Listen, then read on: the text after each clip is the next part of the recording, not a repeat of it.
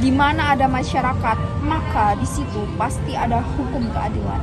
Badan Penyidik Usaha-usaha Persiapan Kemerdekaan Indonesia (BPUPKI) dalam bahasa Jepang, Dokuritsu Junbi Jilsokai, adalah badan yang dibentuk oleh pemerintah pendudukan militer Jepang di Jawa dan Sumatera pada 1 Maret 1945 sebagai bagian dari persiapan menuju kemerdekaan Indonesia.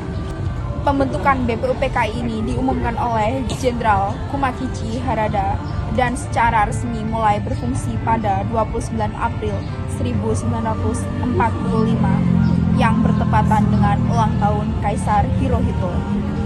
Badan ini bertujuan mempelajari dan menyelidiki aspek-aspek penting seperti politik, ekonomi, dan tata pemerintahan, serta hal-hal lain yang diperlukan untuk mendirikan sebuah negara Indonesia yang merdeka. Anggota BPUPKI berjumlah 67 orang yang terdiri dari tokoh-tokoh pergerakan nasional Indonesia dari berbagai daerah dan aliran, serta 2 wakil Jepang yang hanya bertugas sebagai pengamat tanpa ada hak suara.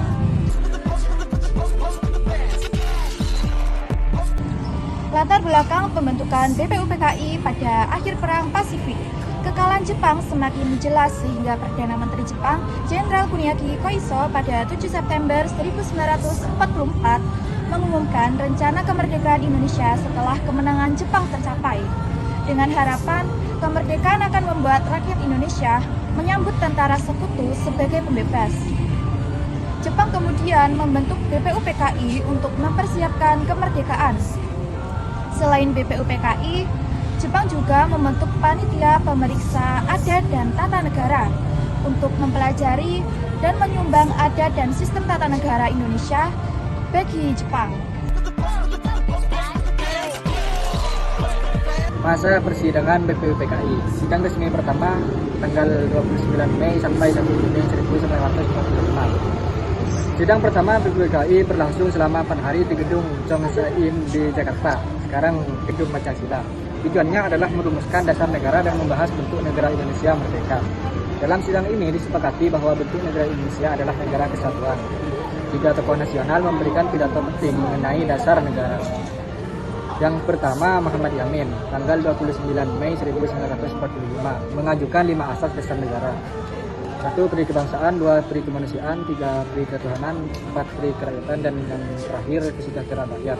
Yang kedua, Supomo, tanggal 31 Mei 1945, mengusulkan 5 prinsip dasar negara, yakni persatuan, kekeluargaan, keseimbangan lahir batin, musyawarah, dan keadilan sosial. Insinyur Soekarno 1 Juni 1945 memperkenalkan konsep Pancasila yang mencakup kebangsaan Indonesia, internasionalisme dan peri kemanusiaan, demokrasi, kesejahteraan sosial, dan ketuhanan yang Maha Esa.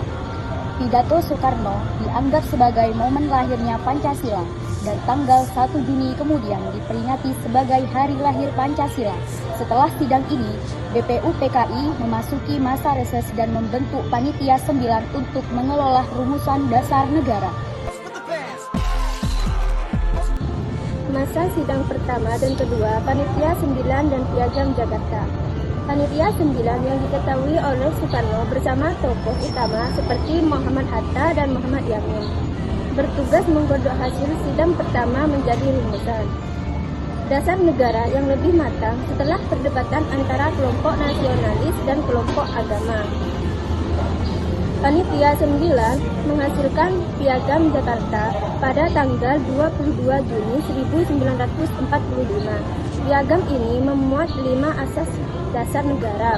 Yang pertama, ketuhanan dan kewajiban menjalankan syariat Islam bagi pemeluknya.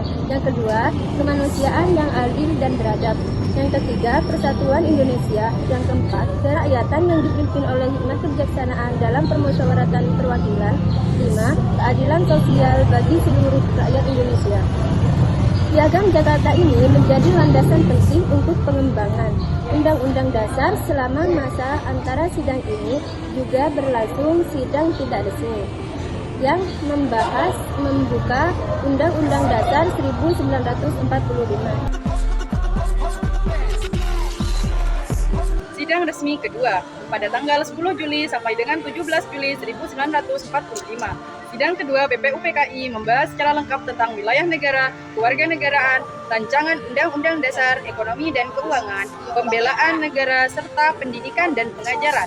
Panitia kecil dibentuk untuk mendalami perancangan Undang-Undang Dasar, diantaranya Panitia Perancang Undang-Undang Dasar yang diketuai oleh Soekarno dengan 7 anggota yang terdiri para ahli hukum dan tokoh nasional. Pada tanggal 14 Juli 1945, laporan Panitia Perancang Undang-Undang Dasar dibacakan dan mencakup 3 bagian pokok. Yang pertama, pernyataan tentang kemerdekaan Indonesia. Yang kedua, pembukaan Undang-Undang Dasar. Dan yang ketiga, batang tubuh Undang-Undang Dasar 1945. Isi pokok Undang-Undang Dasar yang dirancang adalah wilayah negara Indonesia mencakup bekas wilayah Hindia Belanda beserta Malaya, Borneo Utara, Sabah, Sarawak, Brunei, Papua Timur sampai dengan Portugis, Timur Leste dan pulau-pulau sekitarnya. Bentuk negara adalah Negara Kesatuan Republik Indonesia. Bentuk pemerintahan Indonesia adalah Republik. Bendera nasional adalah sangsaka merah putih. Bahasa nasional adalah bahasa Indonesia. Konsep proklamasi kemerdekaan rencananya diambil dari 3 alinea pertama Piagam Jakarta, sementara isi Undang-Undang Dasar hampir seluruhnya dari alinea keempat Piagam Jakarta. Namun, perdebatan masih berlanjut soal penerapan syariat Islam dalam negara. Pembubaran dan pergantian BPUPKI. Pada 7 Agustus 1945, BPUPKI dibubarkan dan digantikan oleh Panitia Persiapan Kemerdekaan Indonesia atau PPKI yang beranggotakan 21 orang yang mewakili berbagai suku, etnis, dan daerah di Indonesia, termasuk Jawa, Sulawesi, Sumatera, Kalimantan, Sunda Kecil, Maluku, dan etnis Tionghoa.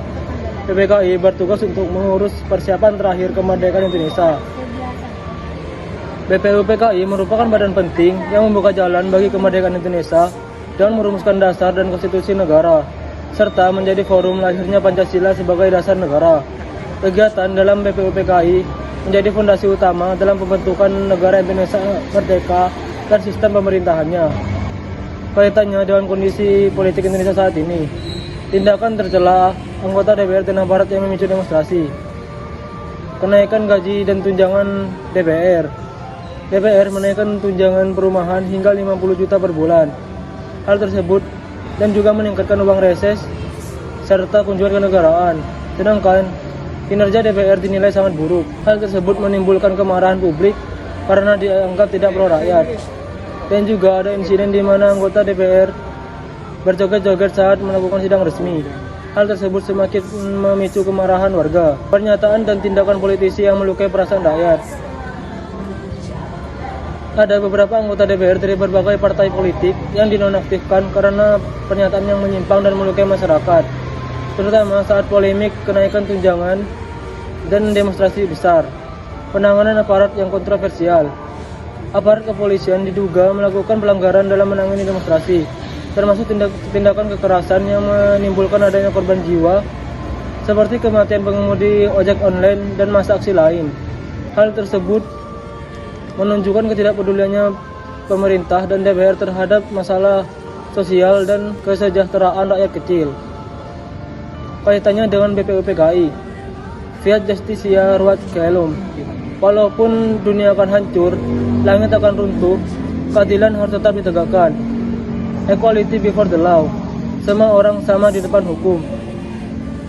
BPUPKI didirikan dengan tujuan untuk merumuskan dasar negara dan konstitusi yang dengan menjunjung keadilan sosial, persatuan, dan demonstrasi berdasarkan musyawarah dan representasi rakyat.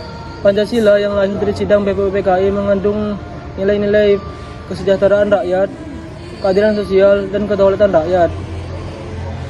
Tindakan anggota DPR Tanah Barat yang memicu demo menunjukkan kegagalan dalam menerapkan prinsip-prinsip tersebut. Menaikkan tunjangan yang tidak sebanding dengan kinerja, pernyataan-pernyataan yang melukai rakyat, dan penanganan aparat yang menimbulkan adanya korban jiwa sangatlah kontradiktif dengan amanat musyawarah dan keadilan sosial sebagai dasar negara.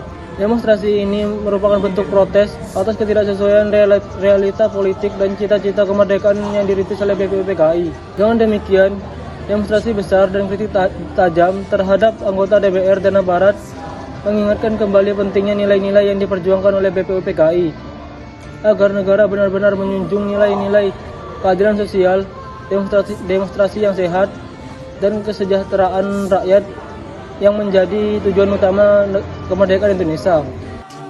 Dari sampel survei yang saya ambil, terdapat 12 responses, dan 10 di antara ke-12 responses tersebut menjawab pertanyaan dengan benar, di mana setiap satu pertanyaan saya beri 10 poin. Untuk pertanyaan pertama, sebutan BPUPKI dalam bahasa Jepang. Jawaban yang benar ialah Dokuritsu Junbi Chiosokai, dan 11 dari 12 orang tersebut menjawab dengan benar. Berikut beberapa sampel nama dari orang-orang yang menjawab pertanyaan saya. Untuk soal kedua, siapakah ketua BPUPKI? Jawaban yang benar ialah Dr. Rajiman Weddio Diningrat, dan 10 di antara ke-12 orang tersebut menjawab dengan benar, dan 2 di antaranya adalah salah.